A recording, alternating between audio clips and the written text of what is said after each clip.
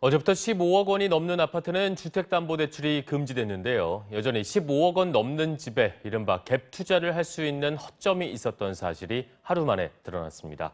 정부가 부랴부랴 대책을 마련했습니다. 이준희 기자입니다.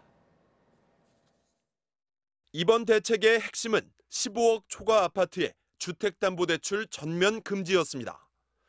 15억 이상이 되면은 대출이 바로 0이 됩니다.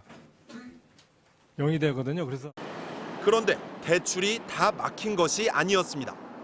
집을 사기 위한 주담대는 막혔지만 전세보증금을 반환하는 목적의 주담대는 허용됐기 때문입니다.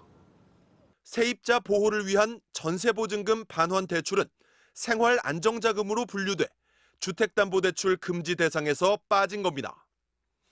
문제는 이런 대출이 정부가 그렇게 막겠다던 갭 투자에 활용될 수 있다는 점입니다. 가령 16억 원짜리 집에 10억 원 전세가 껴있다면 우선 6억 원을 내고 집을 삽니다. 그러다 전세 만기가 되면 세입자에게 줄 돈이 없다며 은행의 최대 한도인 5억 원을 빌린 뒤 자기 돈 5억 원을 보태 보증금을 돌려줍니다.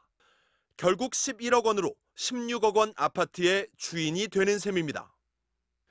일반 주택담보대출과 마찬가지로 상환 기간도 20년 이상으로 깁니다. 인터넷에는 정부가 갭 투자 방법을 알려줬다.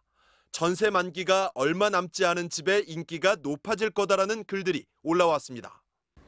결과적으로는 15억 초과 주택에 대한 대출이 원천적으로 막힌 것이 아니라 전세보증금 반환 대출을 받는 그 시점으로 좀 늦춰지는.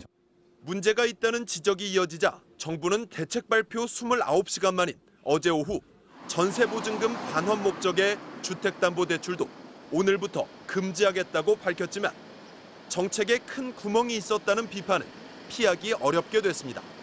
MBC 뉴스 이준희입니다.